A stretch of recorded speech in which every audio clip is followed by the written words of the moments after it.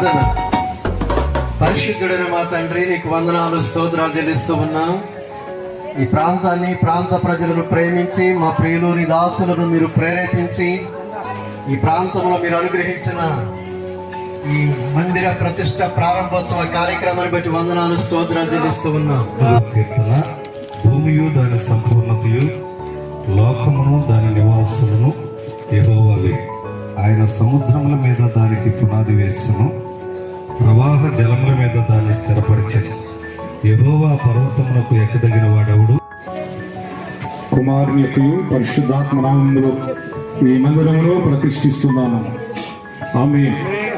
ఇశ్రాయేలు సైన్యమునకు ముందు నడచిన దైవమా, ఇశ్రాయేలు సైన్యమునకు ముందు నడచిన దైవమా, నేడు మాతో తోడనుండి మమ్మునాడి.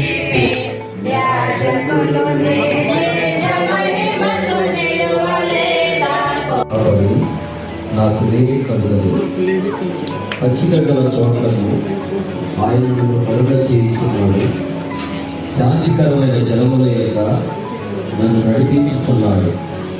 ఇశ్రాయేలు సైన్యమునకు ముందు నడచిన దైవమా, ఇశ్రాయేలు సైన్యమునకు ముందు నడచిన దైవమా, నేడు నాతో తోడనుండి మమ్మునాడి. యెహోవా పట్టణము కాపాడని కావలి కాయవారు మేలుకొని ఉంటారు. మీరు లేకునే లేచి చాలా రాత్రి అయిన తర్వాత హస్తి గారు, అలాగే ఎఫ్సి బాబు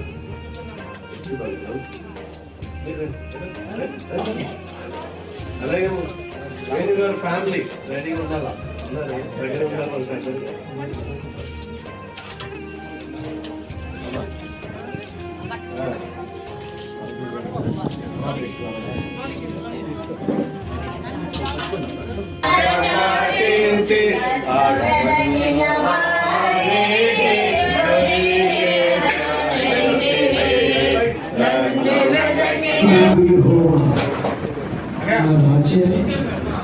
నా దేవ, నీ బలిపీఠములు నందునే పిచుకులకు నివాస స్థలము దొరికే.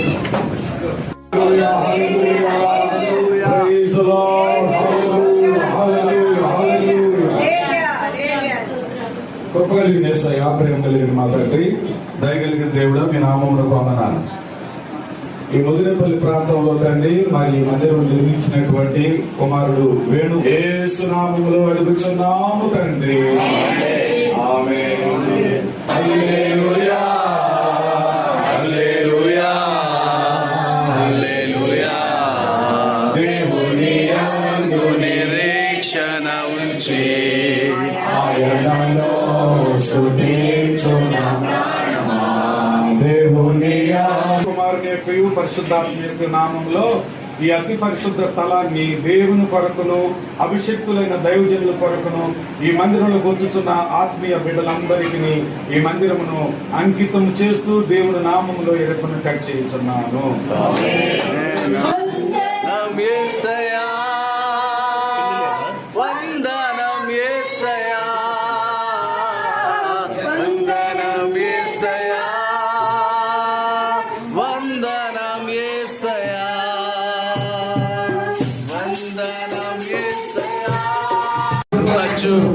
చూపువాడవయ్యా, నీ పిల్లలకు చూపువాడవయ్యా. అలాగే కూడి వచ్చిన దేవుని పిల్లలైన మీ అందరికీ ప్రభుపెట్టి వందనాలు. మరి ఏర్పాటు చేసినటువంటి వేణుగారి కుటుంబానికి కూడా ప్రత్యేకమైన వందనాలు తెలియజేసుకుంటా ఉన్నాను. ఈ దినాన్న మరి ఇటు రీతిగా దేవుని యొక్క ఈ యొక్క మందిర ప్రతిష్ఠత ఈ కార్యక్రమంలో మరి దేవుడు నన్ను కూడా నిలబెట్టిన విధానాన్ని బట్టి నేను దేవుడిని స్తుతిస్తా ఉన్నాను. హల్లెలూయా. మరి దేవుడు నాకు ఇచ్చిన అవకాశము దేవుని సన్నిధిలో కొన్ని విషయాలు అందరికీ తెలిసిందే, ఎందుకంటే ఇక్కడ ఉన్న వారు అందరూ రక్షించబడిన వారే విశ్వాసమై ఉన్నాము, అలాగే సేవకులై కూడా ఉన్నారు. కాబట్టి మనందరికీ తెలిసిన విషయాలని, కొన్ని విషయాలను మీ ముందు పెట్టాలని నేను ఆశపడతా ఉన్నాను. చిన్న ప్రార్థన చేసుకొని వాక్యించుకోనండి. పరిశుద్ధాత్ముడా, అయ్యా నీ వాక్యంలో ఉన్న ఆ వెలుగులో నుంచి ప్రభా, పరిశుద్ధాత్ముడా మా అందరినీ బలపరచండి. నీ మాట చేత మమ్మల్ని తృప్తిపరచమని నజరేయుడైన యేసుక్రీస్తు నామం పేరిట ప్రార్థించి నమ్మి వేడుకొంచున్నాము తండ్రి, ఆమేన్. రాజు ఏర్పాటు చేసిన విధానం మీరు చూస్తే ఒక క్రమములో అక్కడ ఏర్పాటు చేయడం జరిగింది. అందుకని మీకు 4 P గురించి నేను చెప్పాలనుకున్నాను. P అంటే ఫస్ట్ P ఏంటంటే ప్రెసెంట్, చెప్పండి ప్రెసెంట్. రెండో P ఏంటంటే ప్రియారిటీ, చెప్పండి ప్రియారిటీ. మూడో P ఏంటంటే ప్రెసర్వరెన్స్, ప్రెసర్వరెన్స్. దీని అర్థాలు మీకు చెప్తాను, ఓకేనండి. ప్రెసర్వరెన్స్. 4వ P ఏంటంటే ప్రెసెన్స్, చెప్పండి ప్రెసెన్స్. ఈ 4 ఈ క్రమము మీరు చూస్తే ఈ అధ్యాయంలో మొదటి P మీరు చూసినట్లయితే ప్రెసెంట్. అంటే ఏమేమి ప్రెసెంట్ అవ్వాలి, ఏమేమి అక్కడ ఏర్పాటు చేయబడాలి, ఎవరెవరిని కోర్చాలి, ఎవరెవరు రావాలన్న విషయాల గురించి మనకి అధ్యాయంలో చాలా క్లియర్ గా ఉంటుందండి. మీరు చూస్తే మొదటి రాజుల గ్రంథము 18వ అధ్యాయం రాళ్ళన్నిటిని ఏం చేస్తారో తెలిసినట్టు మొట్టమొదటిగా అవన్నీ సమకూర్చి ఒక మందసము దేవుని యొక్క సన్నిధిలో బలిపీఠం అర్పించడం కొరకు ఏర్పాటు చేస్తాడు. ఇవి చేయడమే కాకుండా మిగతా కార్యక్రమాలు మీ అందరికీ తెలుసు, అధ్యాయంలో రాయబడిన రీతిగానే అప్పుడు దేవుని మహిమ అక్కడికి వచ్చి ఆ యొక్క బలి పశువునే కాకుండా వాట కందకాలన్నింటినీ కాల్చివేయడం మనం చూస్తాం. అంటే దేవుని మహిమ ఈ భూమి మీదకి రావడం కోసము వీరు చేసిన విధానాన్ని మనం గమనించినట్లయితే ప్రియమైన దేవుని ప్రజలారా, ఈ దినాల్లో ఈ నూతన నిబంధనలను మనం కూడా గమనించుకోవాలి. ఈ దేవుని మహిమ మనము అనుభవించలేకపోతా ఉన్నాం, మనం చూడలేకపోతా ఉన్నాం. ఎక్కడో అక్కడ జరిగిందంట, ఇక్కడ జరిగిందంట అని మనం వింటా ఉన్నాం. కానీ ఈ మహిమను ఎవరైతే దేవుని యాజకులు, దేవుని ప్రజలు కూడా నిలవలేకపోయారని రాయబడి ఉందండి. అయితే దీనికి ఒక క్రమం ఉంది. ఏమేమి ఉండాలంటే ఇక్కడ సొలొమోను ఏం చేస్తా ఉన్నాడంటే ఆ దేశంలో ఉన్న పెద్దలు, ఆ దేశంలో ఉన్న నాయకులు, ఎవరైతే లీడర్స్, ఎవరైతే పెద్దలుగా అటు 12 గోత్రంలో ఉన్న పెద్దలందరినీ సమకూరుస్తా ఉన్నాడు. అంతేకాకుండా ఇశ్రాయేలు ప్రజలందరినీ సమకూరుస్తారు. వీళ్ళందరూ ప్రెసెంట్ అవ్వాలి. హల్లెలూయా. ఇప్పుడు కూడా ఈ యొక్క మందిరం గురించి మీరు చూసినట్లయితే ఇక్కడ చాలా మంది దైవజనులు ఉండడం నాకు చాలా సంతోషంగా ఉంది. హల్లెలూయా. అనేక మంది దేవుని ప్రజలు ఇక్కడ ఉండడం నాకు చాలా సంతోషంగా ఉంది. మనమందరం ఏమంటే ప్రెసెంట్ అవుతా ఉన్నాం ఇక్కడ. హల్లెలూయా. ఇక్కడ ప్రెసెంట్ అవడం వల్ల ఏమవుతుందంటే దేవుని క్రమం ఇక్కడ నెరవేర్చబడతా ఉంది. ఇంతమంది దైవజనుల మధ్యన, ఇంతమంది దేవుని ప్రజల మధ్యన ఇక్కడ దేవుని మహిమ రావడం కోసం వేణుగారు తన హృదయంలో కలిగించిన దేవుని యొక్క ఆలోచన. హల్లెలూయా. ఇంతమంది మనం కూడుకొని ఈ రీతిగా చేసినప్పుడు దేవుడు ఏం చేయబోతా ఉన్నాడు తెలుసండి, ఆయన మహిమని ఇక్కడ ఉంచిపోతా ఉన్నాడు. హల్లెలూయా. అంతేకాకుండా తర్వాత మీరు ఇదే అధ్యాయంలో కిందకి 5వ వచనం నుంచి మీరు చదివితే ఏమంటదంటే ఎవరెవరు ప్రెసెంట్ ఉండాలి అక్కడ రాయబడి ఉంది. 5వ వచనం నుంచి 7వ ప్రియారిటీ ఏంటంటే ఏమేమి ఇక్కడ ఉండాలి, ఏమేమి విషయాలు ఖచ్చితంగా ఉండాలి. ప్రియారిటీ అంటే ఖచ్చితంగా జరిగించవలసినవి, ఖచ్చితంగా ఉండవలసినవి ఏంటో తెలుసండి. వారు లెక్కకు మించి ఏం తీసుకొస్తా ఉన్నారంట, గొర్రెలను ఆవులను లెక్కకు మించినట్టుగా. అంటే ఆ దినాల్లో వారికున్న వాటిలో శ్రేష్టమైనవి లెక్కకు మించి తీసుకొని వస్తా ఉన్నారంట. దేవుని మందిరంలో ఉండవలసినవి ఏంటంటే ఖచ్చితంగా ఉండాల్సిన ప్రియారిటీ ఏంటంటే దేవునికి కృతజ్ఞత అర్పణలు చెల్లించేవారిగా ఉన్నాము. హల్లెలూయా. హల్లెలూయా. మొట్టమొదటిగా దేవుని యొక్క అధికారులు, ఆ యొక్క నాయకులు ఉండాలి. తర్వాత శ్రేష్టమైనవి దేవుని మందసంలో, దేవుని మందిరంలో ఉండవలసిన శ్రేష్టమైనవి కూడా ఖచ్చితంగా ఉండవలసినవి ఇక్కడ ఉన్నాయి. హల్లెలూయా. అంతేకాకుండా 3వ విషయం ఏమంటే ప్రెసర్వరెన్స్. అంటే తమ వంతు చూడకుండా యాజకులు ఏం చేశారంట, సమర్పించుకున్నారంట. హల్లెలూయా. ఇక్కడ దేవుని యొక్క కార్యక్రమం జరగాలంటే ఏదో ఒక రోజు జరిగి ఒక రోజు జరగకుండా, ఒక వారం అయ్యి ఒక వారం అవ్వకుండా అలా కాదండి, క్రమము తప్పకుండా. హల్లెలూయా.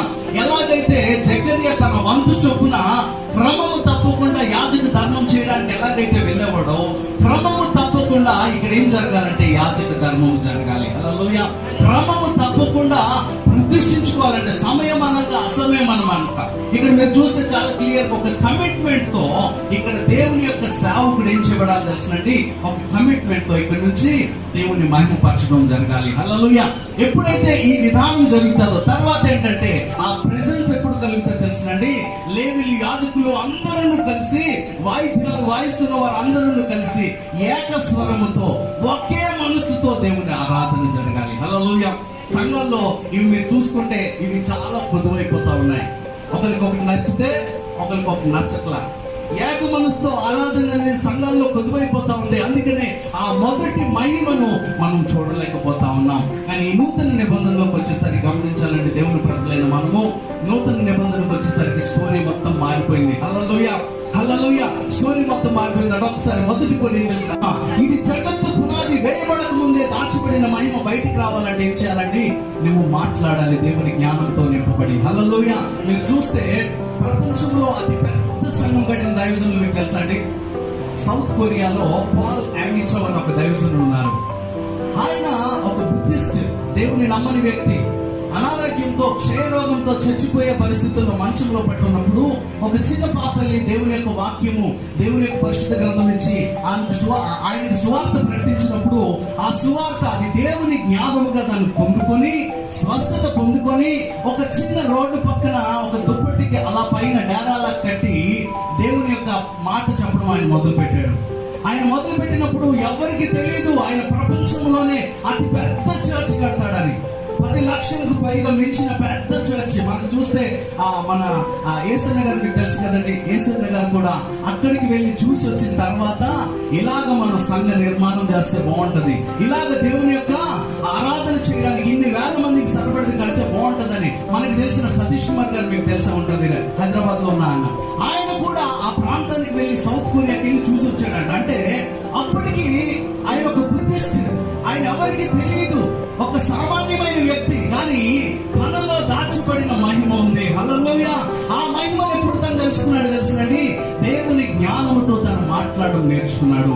ఆయన పుస్తకాల్లో ఒక మాట రాస్తాడు. ఆయన ఏమని తెలిసిన, ఆయన స్టార్టింగ్ స్టేజ్ లో సేవ చేస్తున్నప్పుడు ఆయనకు ఒక బల్ల, ఇలాంటి టేకు బల్ల, ఒక కుర్చీ, ఒక సైకిల్, అది పలానా బ్రాండ్ ఇలా ఉన్న సైకిల్, ఈ పలానా టేకు చెక్కతో ఉన్న ఒక బల్ల, ఒక కుర్చీ కావాలని సంఘానికి బోధిస్తూ అన్నాడంట, నేను గర్భము దాల్చున్నాను, ఇవన్నీ ఒక రోజున వస్తాయంటే విశ్వాసానికి అర్థం కాదు. ఆ రోజున అందరూ మా పాస్టర్ గారు టేబుల్, కుర్చీ, సైకిల్ ప్రెగ్నెంట్ అయ్యారని చెప్పేవాళ్ళంట. బయటికి దేవుని సంఘమా, ఇక్కడ కూర్చున్న ప్రతి ఒక్కరిలో కూడా ఈ దేవుని మహిమ, నీ కొరకు ఆల్రెడీ డిపాజిట్ చేసిన దేవుని మహిమ ఉంది. అలలో నీలో నుంచి దేవుని మహిమ బయటికి రావాలని దేవుడు కోరుకుంటా ఉన్నాడు. ఎంతమంది అయితే ఈ మాటని నిజంగా మీరు నమ్మినట్లయితే ఈ రోజు ఒక మాట అడగండి, ప్రభువా నాలో ఎలాంటి మహిమ ఉందో ప్రభు.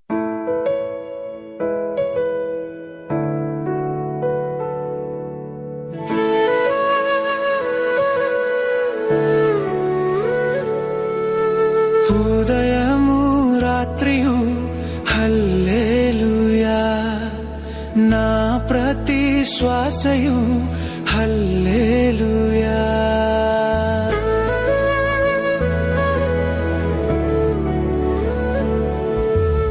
ఉదయము రాత్రియు హల్లెలూయా, నా ప్రతి శ్వాసయు హల్లెలూయా. నే సోలిపోవు వేళ నాకు బలముగా మారున్, నే సొమ్మసిల్లు వేళ